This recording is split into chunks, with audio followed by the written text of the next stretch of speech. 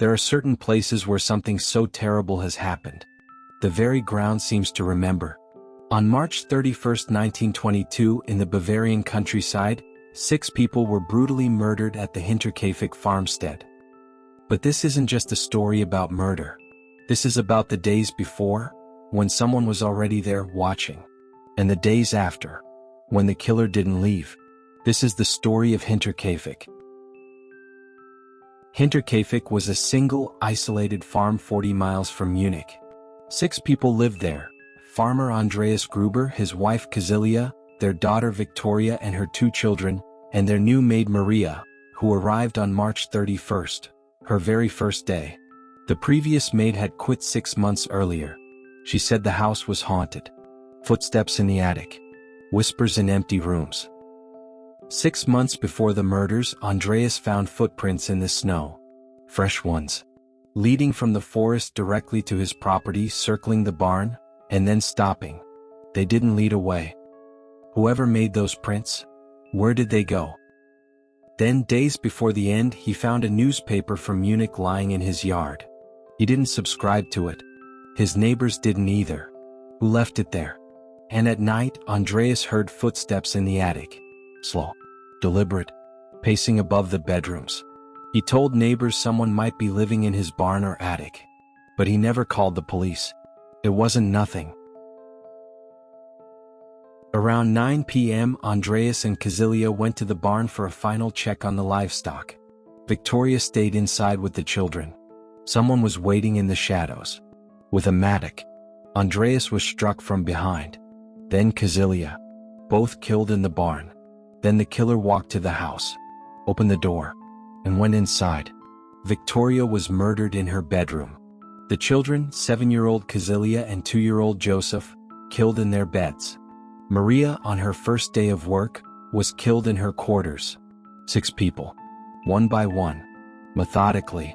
And then the killer stayed.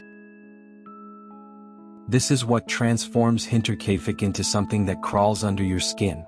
The bodies weren't discovered for 6 days. When police arrived, they found evidence that made their blood run cold. Someone had been living in the house. The livestock had been fed every day. Someone walked into that barn, past the bodies, and calmly fed the animals. Smoke rose from the chimney. Neighbors saw it, assumed the family was home.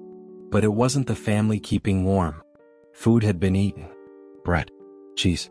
Someone sat at the family's table, perhaps slept in their beds. For 3 days the killer stayed. Fed the animals. Cooked meals. Lived among the dead.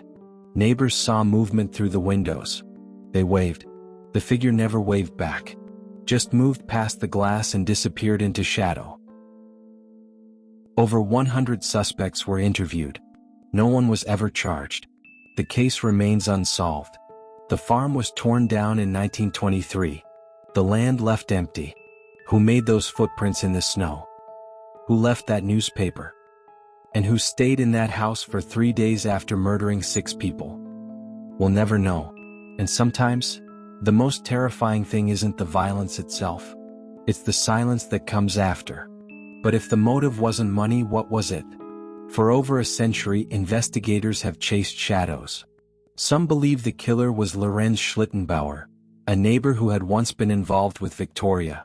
He was the one who led the search party, and he was the one who allegedly touched the bodies before the police arrived. Was he looking for evidence, or was he consumed by a twisted sense of guilt? Others point to a darker possibility, that Victoria's husband, Karl, who was reported killed in the trenches of World War I, never actually died. They suggest he returned from the war, found his family moving on without him, and descended into a silent, murderous rage, living in the attic of his own home like a ghost before reclaiming it in blood. There is even the theory of a random traveler, a vagrant, who found the farm's isolation perfect for a hideout. But a random traveler doesn't stay to feed the cattle. A random traveler doesn't cook meals in the kitchen of the people he just slaughtered. Whoever was at Hinterkaifeck that night, they felt at home. Today, the farm at Hinterkaifeck is gone. It was demolished in 1923, leaving nothing but an empty, silent field in the Bavarian countryside. But for those who pass by at night, the air still feels heavy. We are left with the same questions that haunted the investigators a century ago. Who was the man in the attic? Why did he stay to feed the cattle after committing such a massacre? And most importantly, how could a human being live for 3 days among the dead without a single shred of remorse? Some mysteries are not meant to be solved. They are meant to be warnings. A reminder that sometimes the footsteps we hear in the dark are real, and the eyes we feel watching us from the shadows are not our imagination. If you found footprints leading to your door today but none leading away, would you have the courage to go inside?